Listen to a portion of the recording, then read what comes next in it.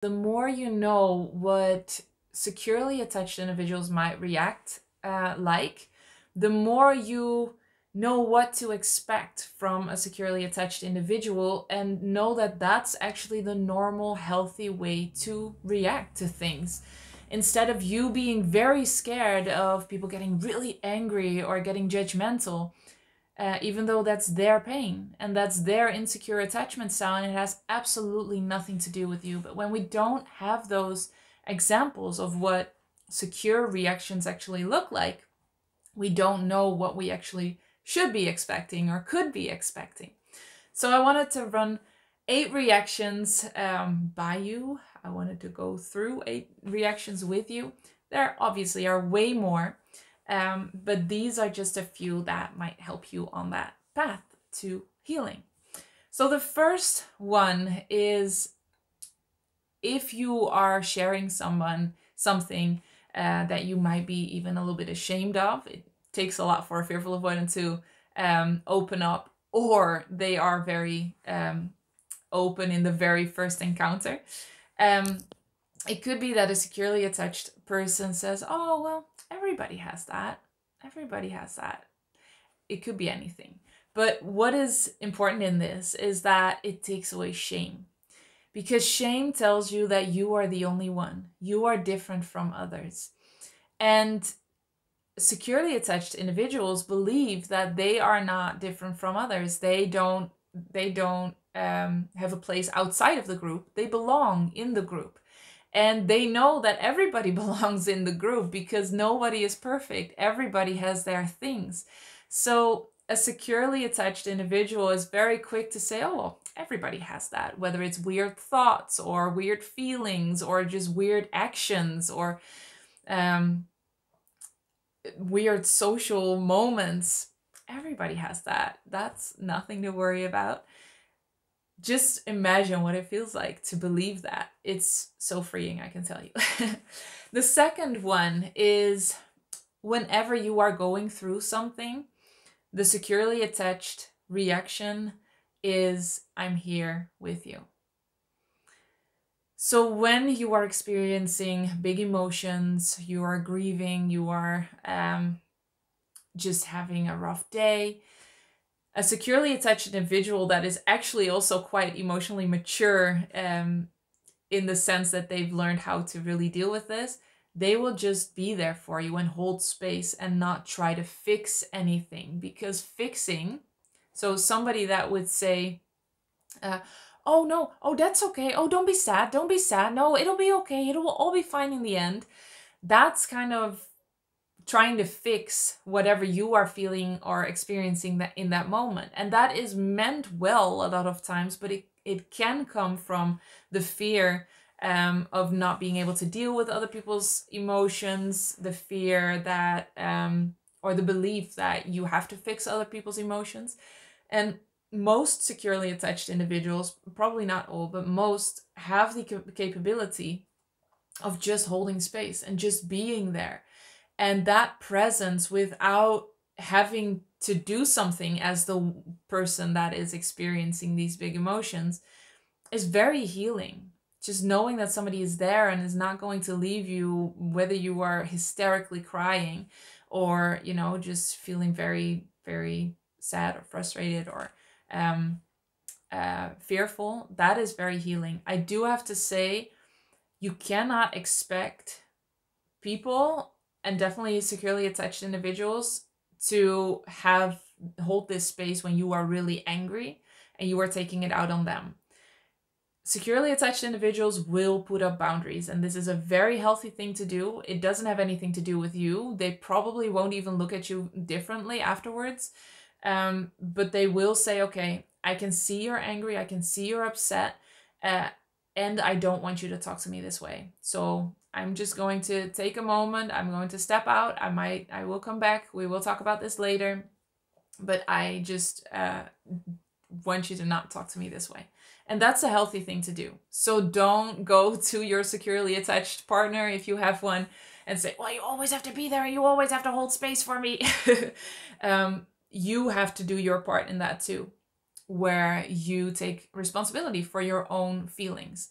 But a securely attached individual will allow you to have those feelings completely and just be there for you. Then the third one is the reaction they might have is you don't have to if you don't want to. This was quite liberating for me when my securely attached, now husband, then boyfriend, he used to say this a lot. Well, you don't have to if you don't want to. My wants were actually taken into account. What?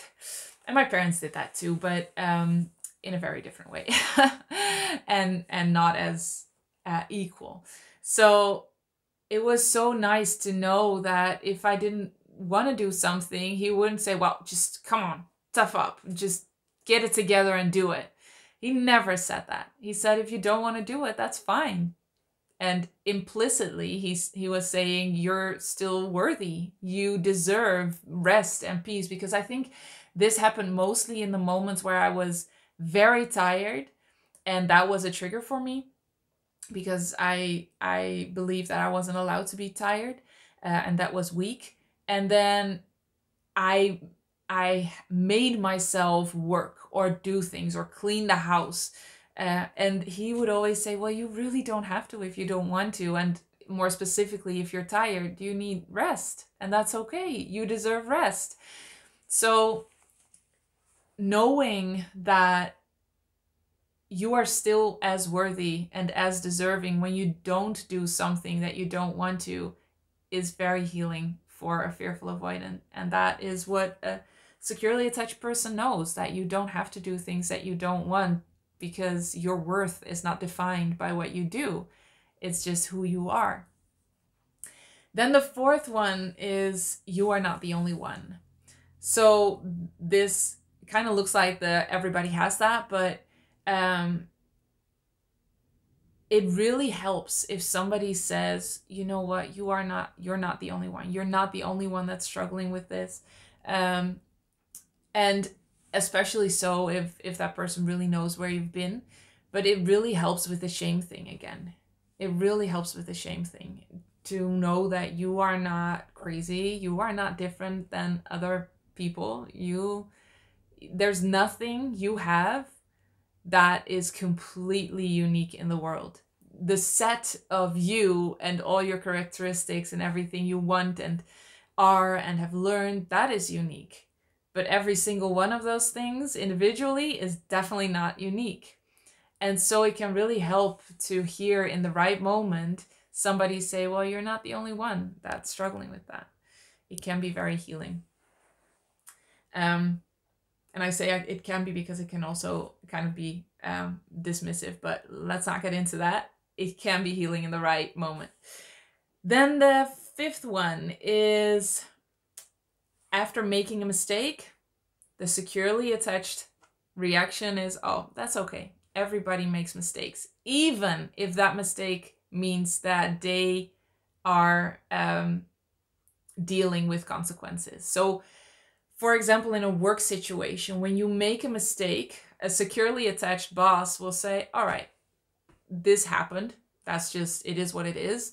So the emotion is taking out of it, not getting angry, not, blaming you. It's just, okay, this happened. How are we going to fix it? And it's okay to make mistakes. Everybody makes mistakes. Everybody makes mistakes.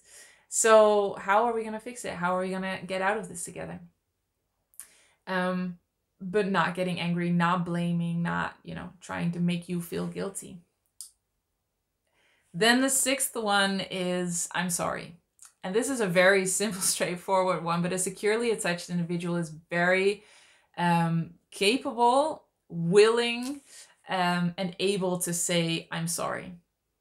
To own up to any mistakes they've made, anything they did to, do something to hurt you, or because they are not afraid to take responsibility.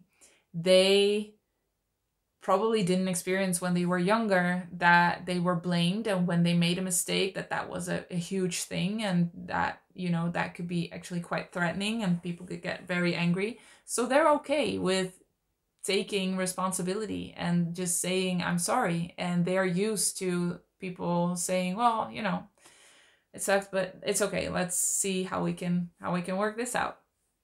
And that was pretty liberating to me to hear my husband say that, and he still does that. And I love that. It's a sign of a healthy relationship. And because he never blamed me for anything, and I'm still not perfect in that, I still have my moments where I can get a little bit blamey towards him. But he never is blamey towards me. I do not know how he does it. He really is an angel in that respect. And therefore, it's so easy for me now to say, I'm sorry, I messed up. I did something wrong, whatever it is, you know, it might be something I forgot or whatever, but he never blames me. He never gets really angry at me for making a mistake. And so it's easy to own up to the mistake, take responsibility, to say I'm sorry, and then work it out together and get out stronger on the other side. Then the 7th one is we'll find another way. So a securely attached person is flexible. That is one of the characteristics, I think, of a securely attached individual. Whereas insecurely attached individuals tend to need things to go a certain way because otherwise they get triggered, otherwise they lose control.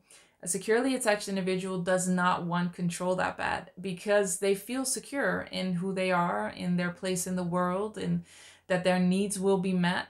And so they have that luxury almost, I want to say, of being flexible, being able to be flexible and just say, okay, well, this way isn't working, then we'll just try another way. You don't want to do this? Okay, we'll find another way to do this.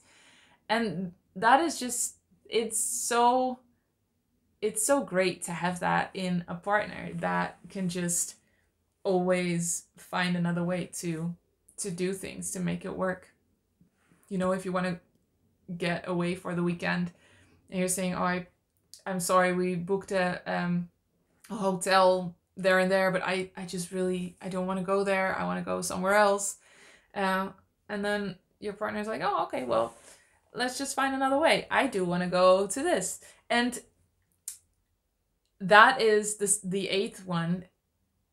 Securely attached person might then say, okay, what do you need? What do you really need? And just taking your needs into account is a very securely attached thing to do.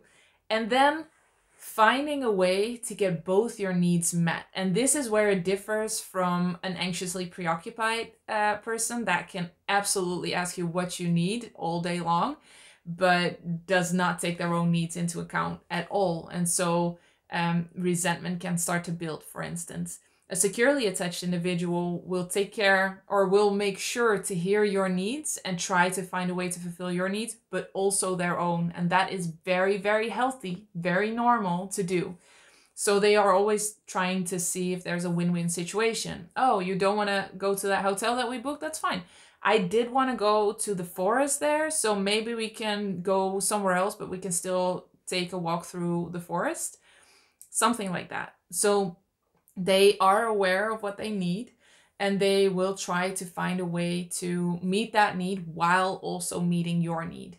This is an amazing part of a healthy relationship, where you just find ways to meet both of your needs. So these are just 8 reactions. I am curious if you've had other reactions that made you feel very safe, reactions that maybe your securely attached partner has that are really lovely and healing. Put them in the comments below so we kind of build a bank of reactions so that we know what to expect and what we can expect and what we deserve to expect. So that if reactions are any different, we know it's not us, it's the other person's fear or pain that is coming to the surface or is being triggered.